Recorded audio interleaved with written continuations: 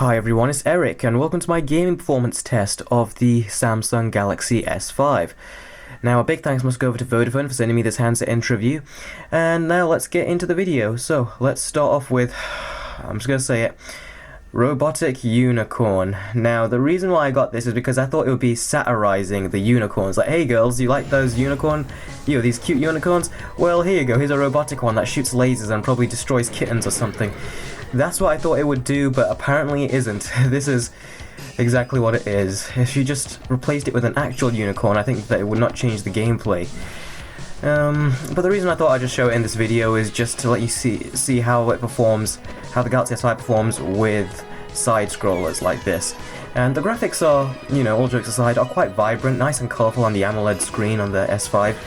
And the sound effects are really quite good with this game as well, and the music, surprisingly, is also quite nice to sort of go around this. This game kind of reminds me of Moon Squad that we used to play on the Cartoon Network website when we were kids. So, yeah, that's this game. Let's move on to the next one. Okay, Dead Trigger 2. Now I tested this on the HTC One M8, and the One M8 played this extremely well, 60 frames per second throughout. The Galaxy S5 does do it at 60 frames per second a bit later, I think, but I think it's more on the lines of 55 or something, because the start, as you can see right now, it does lag a bit, like it's at 40 frames or 30 frames per second. It does boost up, as you can see right now, but that being said, it's not as smooth as the HTC One M8. And I really don't like it in this game when they give you the option to automatically attack just as you aim over your zombie enemies. I mean, come on, that's not what you do in a game. This is automated. It's not, that's not how you play these kind of games. But you can remove the option, but why they put it there in the first place is beyond me. So yeah, as you can see, it looks very good. It's still playable. I just said it wasn't as good as the HTC One M8's performance with it. But it still runs very well, and it looks beautiful on the AMOLED screen. Next we got The Amazing Spider-Man 2. Now you all know I used to test The Amazing Spider-Man 1 on all these smartphones, and it used to run well on some, well, it used to run well on very few, and used to run laggy on the rest. Now, you could take a look yourself how it's running on the Galaxy S5, but it looks like it's going through the same issues that the first Amazing Spider-Man game had, where it doesn't run very well on all smartphones.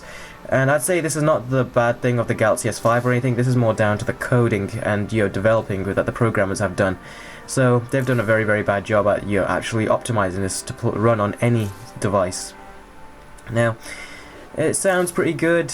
Now look at this. Do you see how he's like swinging in the sky, so high up in the sky? And where on earth is the webs attaching to?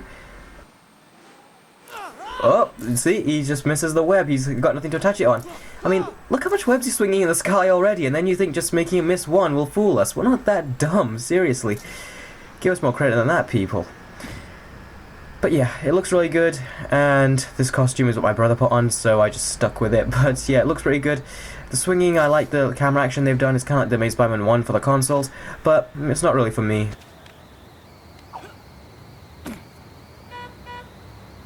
So, last and final game is Injustice Gods Among Us. Now, I reviewed this game for the PS Vita.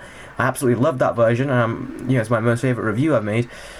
And I've already covered this in my HTC One M8 video, but this is not really for me. This sort of game, it's the sort of fight. It looks good on the Galaxy S5, but it's that kind of fighting game which you really just get bored of.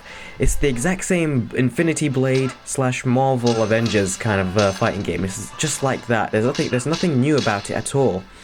It's really irritating, actually, that they keep reskinning these games and expecting you to sort of keep constantly paying for it. It's also got in-app purchases, as the app is free, but the in-app purchases are an absolute joke and rip-off. But yeah, overall this game looks nice, could be fun for some if you want some casual fights, but really this is the same old game, and it's as repetitive as Michael Bay's Transformers movies. Anyway, thanks guys very much for watching. Please follow me on my social networks. I'm on Twitter and Facebook, I'm on Google+, and I'm on Instagram. And please subscribe to my channel and stay tuned for my full review of the Galaxy S5 and future coverage of the Sony Xperia Z2. And I'll see all of you next time. Take care.